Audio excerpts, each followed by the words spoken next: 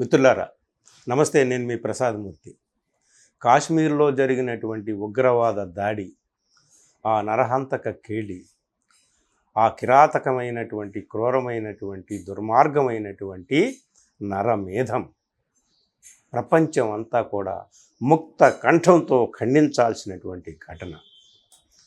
ఉగ్రవాదులకు కులం లేదు, మతం లేదు, ప్రాంతం లేదు, దేశం లేదు అని అనుకుంటాం. కానీ వాళ్ళక్కడ మతం పేరు చెప్పి దాడి చేయడం అనేటటువంటిది ప్రపంచానికి అంతటికీ కూడా మింగుడు పడని విషయంలాగా ఉంది. సరే, అమాయకులైనటువంటి టూరిస్టులు చనిపోయారు. వాళ్ళకి మతంతోనూ, మతం పేరు మీద జరిగే రాజకీయాలతోనూ, ఉగ్రవాదమా, దేశాల మధ్య ఉన్నటువంటి ఘర్షణలా, వీటికి వేటితోనూ వాళ్ళకి ప్రమేయం లేదు. పాపం టూరిస్టులు అనేవాళ్ళు దేనికి వెళ్తారు? జీవితంలో నిరంతరం కష్టపడుతూ, జీవితం కోసం, జీవిక కోసం ఎన్నో ఇబ్బందులు పడుతూ, కాస్త రిలీఫ్ కోసం భార్యా పిల్లలతో ప్రకృతి దృశ్యాలను చూడడానికి కొన్ని రోజులైనా కాస్త ఈ రొటీన్ లైఫ్కి భిన్నంగా కాస్త హాయిగా గడుపుదామని వెళ్తారు ఎక్కడికైనా. వాళ్ళు చేసిన పాపం అదే. కాశ్మీర్కి వెళ్ళడం అనేటటువంటిది పాపం కాదు. అది నిజంగా చెప్పాలంటే కాశ్మీర్ను దర్శించుకోవడం అనేది ప్రతి ఒక్కరి యొక్క వరం, అట్లాంటి ప్రదేశ్కి వెళ్ళడం అనేది. అయితే మిత్రులారా, ఆ దుర్మార్గమైనటువంటి దాడిని ఖండిస్తూ, ఆ దుర్మార్గులు, నరహంతకులు ఎవరైతే ఈ పని చేసేవారో వాళ్ళందరినీ కూడా తీవ్రంగా ఖండిస్తూ, మనం ఇక్కడ ఒక్క విషయం చెప్పుకోవాలండి. ఇది ఈ రోజున దేశమంతా మాట్లాడుతుందని నేను చెప్తున్నటువంటి కొత్త విషయం ఏం కాదు. అక్కడ జరిగినటువంటి ఘటన ఎక్కడ జరిగింది, ఏ ప్రదేశంలో జరిగింది, ఏ సమయంలో జరిగింది, ఎలా జరిగింది అనేటటువంటిది ముందు మీకు చెప్తా. అది కాశ్మీర్కు వెళ్ళేటటువంటి ప్రతి ఒక్కళ్ళు కూడా తప్పనిసరిగా సందర్శించేటటువంటి ప్రాంతము పహల్గాం అనేటటువంటి. అక్కడ సింధు నది పాయలు అక్కడ ప్రవహిస్తూ ఉంటాయి కింద నుంచి. అద్భుతమైన దృశ్యం. అక్కడ నుంచి ఎక్కడికి వెళ్ళడానికి వెళ్తారు? అక్కడ నుంచి పైకి గుర్రాల మీదకి వెళ్తారు. అక్కడ ఒక అద్భుతమైన దృశ్యం ఉందండి. పైన ఒక 2-3 కిలోమీటర్ల పైన బ్రహ్మాండమైన దృశ్యం ఉంది. అక్కడికి కాలిబాటనైనా వెళ్ళాలి, లేదా గుర్రాల మీదైనా వెళ్ళాలి తప్ప వాహనాలు ఏమీ వెళ్ళవు. నేను ఎందుకు చెప్తున్నానంటే, చూసినట్టే చెప్తున్నావా అని నేను వెళ్ళాను. ఈ ఘటన జరిగినప్పుడు నేను ఎక్కడో విశాఖపట్నానికి దూరంగా నేనున్నాను. వార్త చదివినప్పుడు నేను నిలువునా కంపించిపోయాను, వణుకు పుట్టింది. ఎందుకంటే ఎక్కడైతే సరిగ్గా ఈ ఘటన జరిగిందో అక్కడికే నేను నా భార్య పిల్లలతో 2010లో వెళ్ళాను. Same spot. సో అప్పుడు నాకేమనిపించిందంటే, ఇలాంటి ఘటన అక్కడ ఎప్పుడైనా జరగడానికి అవకాశం ఉంది. ఒకవేళ అప్పుడు జరిగితే నేనేమయ్యేవాడిని, నా భార్య పిల్లలు ఏమయ్యేవాళ్ళు అన్న ఆలోచన ఒక్కటి రాగానే వెన్నులో నుంచి వణుకు పుట్టింది. భయంతో బాడీ అంతా కంపించిపోయింది. ఘటన జరిగింది మామూలు కాదు. గుండెంతా నీరైపోయింది. ఎప్పటికీ కన్నీటి పర్యంతం అవుతుంది. కానీ ఇక్కడ ముఖ్యమైనటువంటి విషయం ఏమిటి అంటే, అందరూ చెప్తున్నది నేను చెప్తున్నా, ఎందుకంటే నేను కళ్ళారా చూశాను. కానీ అప్పుడు నేను కళ్ళారా చూసింది ఏమిటా అంటే, అప్పుడు 2-3 వేల మంది అప్పుడు కూడా ఉన్నారు పర్యాటకులు. గుర్రాల మీద వెళ్ళాం. మా పిల్లలు చిన్నవాళ్ళు 4 గుర్రాలు ఎక్కాం. ఇలాగ లోయ ఇలా ఉంటుంది, పైకి వెళ్తుంది. ఈ అంచు మీద నుంచి గుర్రాలు ఇలా నడుస్తూ ఉంటాయి. ఏమాత్రం గుర్రం ఒక అడుగు ఇలా తప్పి పడిందా అంతే, అవుట్, లోయల్లో పడిపోతాం. కానీ ఏ గుర్రం ఇప్పుడు వరకు పడలే. అక్కడ కింద పహల్గాంలో ఉన్నటువంటి సామాన్య ముస్లిం కుటుంబాల యొక్క ఆధారం ఏమిటయ్యా అంటే ఇదొక్కటే. అక్కడికి వచ్చేటటువంటి పర్యాటకులను గుర్రాల మీద పైకి తీసుకువెళ్ళి మళ్ళీ గుర్రాల మీద క్షేమంగా కిందకి తీసుకురావడం అనేటటువంటిదే వాళ్ళ జీవనాధారం అన్నమాట. సరే, ఇంకా చాలా హోటల్స్ అవి చిన్నవి ఉంటాయి, జీపులు. సో అలాంటి ప్రదేశానికి నేను వెళ్ళినప్పుడు నేను అక్కడ చూసింది ఏంటంటే, చుట్టూ ఎత్తైన కొండలు. ఆ కొండలకి అవతలకు వెళ్తే అదంతా కాశ్మీరు వ్యవహారము, పాక్ ఆక్యుపైడ్ కాశ్మీర్ అని అంటారు. సో చుట్టూ అద్భుతమైనటువంటి గగనాన్ని తాకుతున్నటువంటి అద్భుతమైనటువంటి పర్వత వలయం చూశాను. ఆ పర్వతానికి యువతల గగనాన్ని తాగుతున్నటువంటి పెద్ద పెద్ద వృక్షాలు, దేవదారు వృక్షాలు, అనేక బ్రహ్మాండమైనటువంటి పైన్ చెట్లు, రకరకాలైనటువంటి వృక్షాలు ఆకాశాన్ని తాగుతున్నాయి. చుట్టూ పచ్చగా అద్భుతమైన వనం. దాన్ని మినీ స్విట్జర్లాండ్ అని ఎందుకంటారు? స్విట్జర్లాండ్ నేనైతే ఎప్పుడు వెళ్ళలేదు, కానీ వెళ్ళిన వాళ్ళు చెప్తారన్నమాట స్విట్జర్లాండ్ అంత అందంగా ఉంటుందని. అక్కడికి మాత్రం తప్పనిసరిగా ఎవరైనా కాశ్మీర్ వచ్చే వాళ్ళు వెళ్తారు.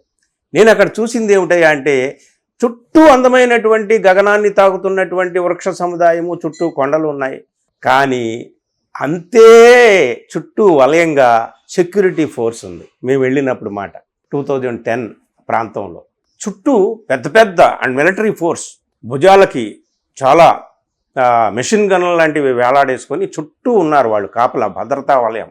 ఇంత అందమైనటువంటి ప్రకృతి దృశ్యం మధ్య మనకి తుపాకుల కాపలా అవసరమా అని అనుకున్న అమాయకంగా నేను అప్పుడు. కానీ ఇప్పుడు ఈ ఘటన జరిగిన తర్వాత, ఈ 3-4 రోజులుగా చదువుతున్నటువంటి వార్తలు తెలుసుకుంటే నాకు అర్థమవుతుంది ఏమిటయ్యా అంటే, అక్కడ ఒక్క సెక్యూరిటీ కూడా లేదు, ఏ మాత్రం సెక్యూరిటీ లేదు అని.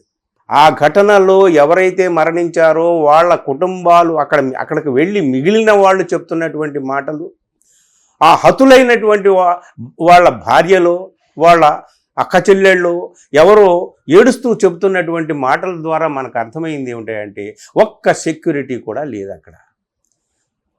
మనం ఎవరైతే యంగ్ నావల్ ఆఫీసర్ పెళ్ళై వారం రోజులకే అక్కడికి వెళ్ళి కాశ్మీర్ విహారానికి వెళ్ళి అక్కడ చనిపోయాడో, అతని చెల్లెలు అక్కడ స్థానిక ముఖ్యమంత్రిని నిలదీసి అడిగింది.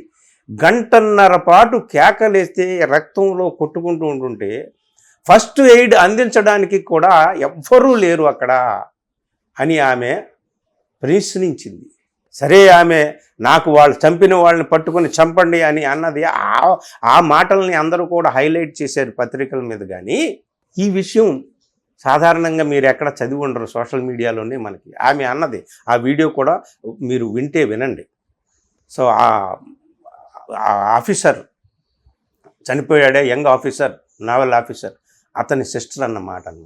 అంటే 1.5 గంటల పాటు ఫస్ట్ ఎయిడ్ కోసం రక్షించండి రక్షించండి రక్షించండి రక్తంతో కొట్టుకుంటున్నటువంటి ఫస్ట్ ఎయిడ్ అందించడానికి కూడా అక్కడ ఎవరూ లేరు. No single security.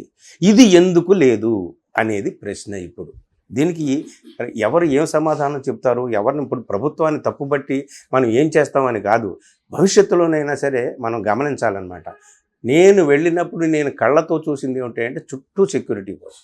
ఆ సెక్యూరిటీ దగ్గర నిలబడి మా పిల్లలు ఫోటో కూడా తీసుకున్నారు. అలాంటి సిచ్యువేషన్ అప్పుడు ఉన్నప్పుడు ఇప్పుడు ఎందుకు ఇలా వదిలేశారు అంటే, మన నిర్లక్ష్యమా? మొత్తం అంతా కూడా 370 ఆర్టికల్ రద్దు, తర్వాత కాశ్మీర్ని విభజించడము, 2 యూనియన్ టెరిటరీస్గా చేసేయడం, తర్వాత మళ్ళీ కాశ్మీర్ స్టేట్ని మళ్ళీ పునరుద్ధరించడం, అక్కడ ఎన్నికలు జరగడం, ఆ తర్వాత ఇక కాశ్మీర్ అంతా కూడా నిర్మలమైపోయింది, పరిశుభ్రం అయిపోయింది, అక్కడ టెర్రరిస్టులు లేదు, ఏమీ లేదు, ఇక హాయిగా కంపెనీలు వచ్చేస్తాయి, బ్రహ్మాండంగా పెద్ద పెద్ద ప్రాజెక్ట్స్ వస్తాయి, కంపెనీలు వస్తాయి, బాలీవుడ్ వాళ్ళు బ్రహ్మాండంగా సినిమాలు తీసుకోవచ్చు అని చెప్పి ప్రధానమంత్రి లాంటి వాళ్ళే నయా భారత్ నయా కాశ్మీర్ అని చెప్పేసి ఆయన ఎన్నెన్నో ఉపన్యాసాలు.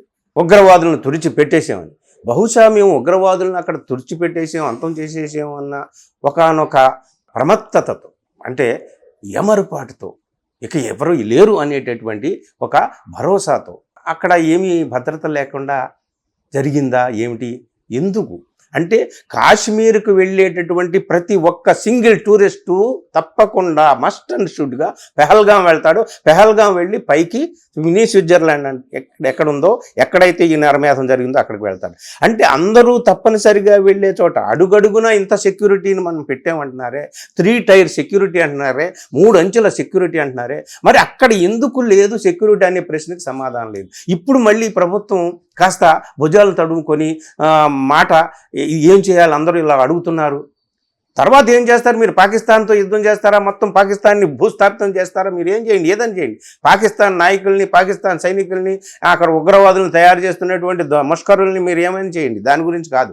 అసలు అక్కడ ఎందుకు భద్రత లేదు, అక్కడ ఎందుకు సెక్యూరిటీ లేదు అంటే, ఇప్పుడు కొత్త వాదన ఒకటి సెంట్రల్ గవర్నమెంట్ వాళ్ళు ఏం చేస్తున్నారా అంటే, ఇవాళ నేను చూశాను, అక్కడ వాస్తవానికి అది సెక్యూర్డ్ ప్లేస్ కాదని చెప్పేసి ఆ ప్లేస్ని మేము మూసేసాము, కానీ ఆ తర్వాత ఎప్పుడు తెరిచారో స్టేట్ గవర్నమెంట్ బీజేపీ వారి చేతుల్లో లేదు కదా. ఒమర్ అబ్దుల్లా అక్కడ ఉన్నాడు కదా ముఖ్యమంత్రి, నేషనల్ కాన్ఫరెన్స్. సరే, మరి స్టేట్ గవర్నమెంట్ వాళ్ళు తెలిసారేమో, మాకేం తెలుసు. ఇది ఒకటి. అసలు central security forces under surveillance of the central security forces కింద ఉన్నటువంటి టోటల్ స్టేటు ఒక ప్రాంతాన్ని, అతి ముఖ్యమైనటువంటి ప్రాంతాన్ని మూసేటువంటి, ఎప్పుడు మూశారు, ఎప్పుడు తెరిచారు, దీని లెక్కలు చెప్పమానండి. ఎవరినైనా మనం తెలుసుకుందాం పోని. కేంద్రం ఎప్పుడు ఆ ప్రాంతాన్ని మూసేసింది, రాష్ట్రం ఎప్పుడు ఆ ప్రాంతాన్ని తెరిచింది, లేదంటే అసలు మూసిందే లేదని చెప్పి చాలామంది చెప్తున్నారు. అది ప్రజలు వెళ్తున్నారు వస్తున్నారు అనేటటువంటిది. అంటే అది కేంద్రం తప్ప రాష్ట్రం తప్ప అనేది కూడా నేను చెప్పట్లేదు. ఎవరైనా సరే భద్రత ఎందుకు లేదో the concerned persons, whatever the whether it is state government or central government, everybody, each and every official, each and every politician, each and every ruler is responsible for this carnage. ఈ నరమేధానికి ప్రతి ఒక్కళ్ళు కూడా. Central government అక్కడ వదిలేస్తే state government ఏం చేస్తుంది? వాళ్ళు కూడా పట్టించుకోవాలి కదా. అంటే అంత మామూలు అయిపోయింది, ఇంకా ప్రశాంతంగా ఉంది అని చెప్పేసి అలా ఊరుకున్నారా? ఇది ముఖ్యమైనటువంటి విషయం మిత్రులారా. దీనికి సమాధానం ఎవరు చెప్పట్లేదు. సరే, ఇప్పుడు పాకిస్తాన్తో యుద్ధం చేస్తారా ఏమిటి అనేటటువంటి మాటే అందరూ మాట్లాడుతున్నారు. కానీ ఈ విషయాన్ని వాళ్ళు స్టేట్ గవర్నమెంట్ పెట్టడానికి ట్రై చేస్తున్నారు. స్టేట్ గవర్నమెంట్ మాకు సంబంధం లేదని ఇది అంటుంది. కానీ సంబంధం లేదని తప్పించుకోవడానికి వీలు లేదు. ఒక సింగిల్ ప్రాణం పోయినా సరే ఎందుకు? ఒక మంత్రి గారు వెళితేనే 100 వెహికల్స్ కాన్వాయ్తో వెళ్తారే, రెడ్ కార్పెట్తో అక్కడ వాళ్ళకి స్వాగతాలు జరుగుతాయే. మరి 2,000 మంది పైగా టూరిస్టులు అక్కడికి వెళ్ళారు ఆ రోజున అని అంటున్నారు. రోజు అంతే ఉంటుంది అక్కడ. ఎందుకు అక్కడ సెక్యూరిటీ ఫోర్సు లేదు అనేదానికి సమాధానం లేదు. ఏది ఏమైనా జరిగింది దారుణం, దుర్మార్గం. వాళ్ళు ఏదో మతం అడిగారని, అది అడిగారని, ఇది అడిగారని కాదు. వాళ్ళు ఖచ్చితంగా ఇక్కడ ఒక టార్గెట్తోనే వచ్చారు. ఆ టార్గెట్ని వాళ్ళు ఫుల్ఫిల్ చేసుకున్నారు. టార్గెట్ ఏమిటయ్యా అంటే, ఇక్కడ చాలా సున్నితమైనటువంటి మత ఘర్షణలు జరిగేటటువంటి దేశం మనది. చిన్న చిన్న భావోద్వేగాలకే కమ్యూనిటీస్ కొట్టుకునేటటువంటి దేశం మనది. సో ఇలాంటి చిచ్చు పెట్టి వెళ్ళిపోవడానికి, అనివార్యంగా వాళ్ళ మధ్య చిచ్చు పెట్టి వెళ్ళిపోవడానికి, ప్రభుత్వాన్ని ఇరకాటంలో పెట్టేయడానికి రకరకాల మోటోతో వాళ్ళు రావచ్చు. వాళ్ళ పైకి ఏం చేశారు, ఎవరిని ఏం అడిగారు, ఏమిటి అనేది, ఎవరిని టార్గెట్ చేశారు అనేది కాదు. వాళ్ళకి ఎన్ని విషయాలు చెప్పినా సరే ఉగ్రవాదులు వాళ్ళు నరహంతకులు, కిరాతకులు, దుర్మార్గులు, క్రూర మృగాల కంటే కూడా దారుణమైనటువంటి వాళ్ళు ఎవరైనా సరే, పాకిస్తాన్ అయినా, ఇండియా అయినా, చైనా అయినా, ఎవరైనా సరే వాళ్ళని టార్గెట్ చేయకూడదు, వాళ్ళని స్పేర్ చేయకూడదు. వాళ్ళు కాలు మోపేటటువంటి సూది మన జాగా కూడా ఏ దేశంలోనూ కల్పించకూడదు. ఈ విషయంలో మరి పాకిస్తాన్ ఏం చేస్తుందో మనకు తెలియదు. కానీ సరే, ఏది ఏమైనా ఈ ఒక్క ప్రశ్న మాత్రం మనకు మిగిలిపోయిందండి. ఎందుకంటే అక్కడికి వెళ్ళి నేను వచ్చిన వాడిగా చెప్తున్నాను, అక్కడ భద్రత విషయంలో ఎందుకు మన వాళ్ళు ఇంత లీనియంట్గా ఉన్నారు అనేటటువంటిది ఒక క్వశ్చన్ మార్కు. జరిగిన ఘటన పట్ల, దారుణమైనటువంటి ఈ ఘటన పట్ల జాలిని, సానుభూతిని చనిపోయిన వారి పట్ల ప్రకటించడం, దుఃఖాన్ని వ్యక్తం చేయడం తప్ప మనం ఏం చేయగలం? కానీ ఎందుకు జరిగింది అనేది ఒకటే ఒక్క ప్రశ్న. ఒకవేళ నేను వెళ్ళినప్పుడే ఈ ఘటన జరిగితే ఏమయ్యేది? సో మొన్ననే వచ్చారు. ఈ ఘటనకి జరగడానికి ముందు రోజే వచ్చారు మా ఫ్రెండ్ వాళ్ళ ఫ్యామిలీ కాశ్మీర్ వెళ్ళి. సరిగ్గా ఈ ఘటన ఏ రోజైతే జరిగిందో కాశ్మీర్లో, అక్కడికే వెళ్ళి దానికి ముందు రోజు తిరిగి వచ్చారు. మరి వాళ్ళు ఉన్నప్పుడు జరిగితే ఎవరైనా మానవులే కదా, ఎవరైనా మనుషులే కదా, ఎవరైనా మనలాంటి వాళ్ళు, మన కుటుంబాలు, మన స్నేహితులు అందరూ కూడా వాళ్ళే కదా. ఇలాంటిది ఎప్పుడూ కూడా జరగకూడదు, ఎక్కడా జరగకూడదు, భూగోళంలో ఎక్కడా జరగకూడదు. అలా జరగకూడదని మనం కాదు, జరగకుండా అందరూ అన్ని రకాల చర్యలు తీసుకోవాలి. ఉగ్రవాదులకు ఎవరూ షెల్టర్ ఇవ్వకూడదు, పాలకులు ఇవ్వకూడదు, ప్రజలు ఇవ్వకూడదు. మనకి గోల్ ఏది ఉన్నప్పటికీ, మన లక్ష్యం ఏది ఉన్నప్పటికీ, మన భావజాలం ఏదైనప్పటికీ, మన వాదం ఏదైనప్పటికీ కూడా ఎవరు కూడా ఉగ్రవాదులకు షెల్టర్ ఇవ్వకూడదు. ఇది గుర్తుపెట్టుకోండి. ఈ విషయం ద్వారా మనకు తెలిసింది ఒక్కటి మాత్రం ఏమిటంటే, భద్రతా లోపం అనేది చాలా దారుణమైనటువంటి విషయంగా అందరూ ఇప్పుడు అనుకుంటున్నారు. మరి దీని వెనక ఏం జరిగింది అనేటటువంటిది ఇంకా అసలైనటువంటి నిజాలు బయటపడాలి. ఎలాంటి నిజాలు బయటపడతాయో మనం చూద్దాం ముందు. థ్యాంక్ యూ మిత్రులారా.